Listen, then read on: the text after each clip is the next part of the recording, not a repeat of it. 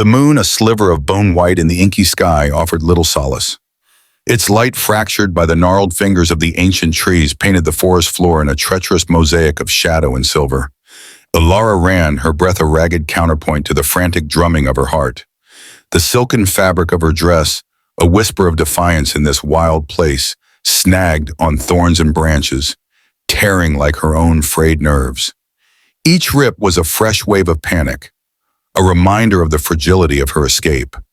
Behind her, the sounds of pursuit grew louder.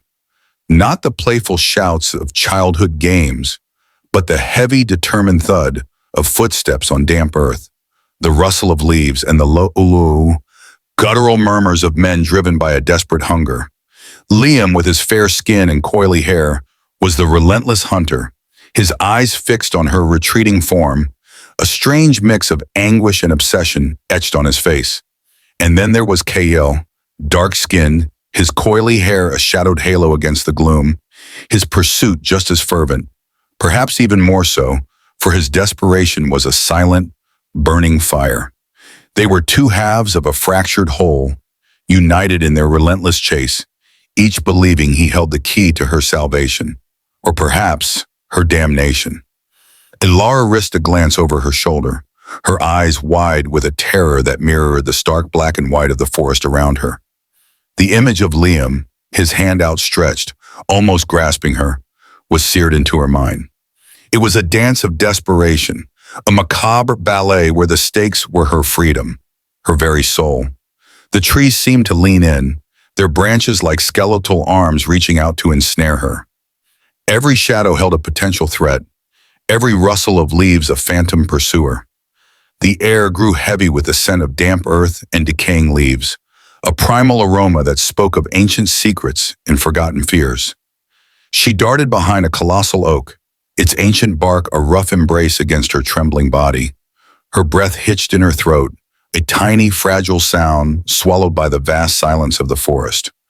Through a narrow gap in the leaves, she watched them, two dark figures moving with an unsettling synchronicity, their eyes scanning the undergrowth, their desperation a palpable force.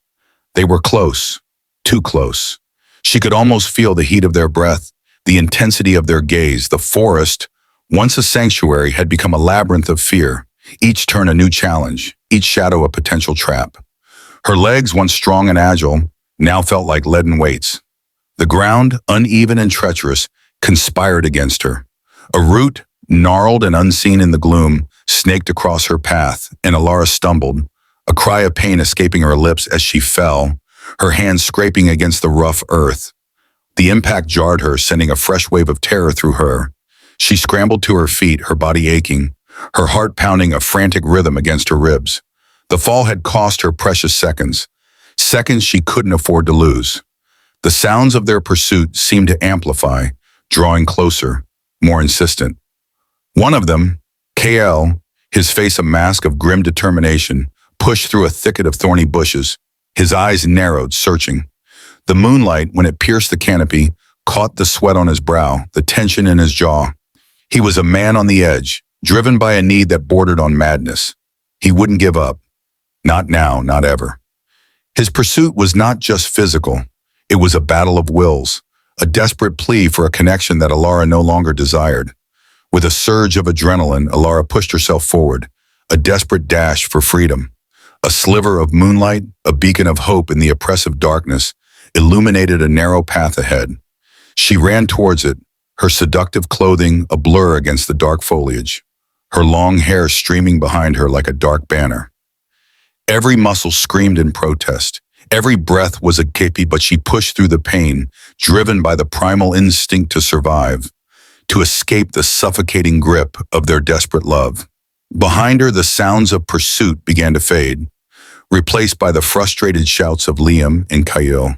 They stood, exhausted and defeated, their shoulders slumped, their faces etched with a bitter mix of anger and despair. The forest, which had been their accomplice, now seemed to mock them, its shadows swallowing Ilara whole. They had lost her, at least for now. The desperate chase had ended, leaving behind only the echoes of their unrequited desires and the haunting silence of the dark forest. Ilara, though bruised and battered, had found a temporary reprieve, a moment of fragile freedom in the heart of the wilderness. But the night was long, and the forest held many secrets, and the desperate hearts of two men would not easily forget the girl who had slipped through their grasp. Indeed, love is not forced. Subscribe, like, comment, and share for more interesting stories.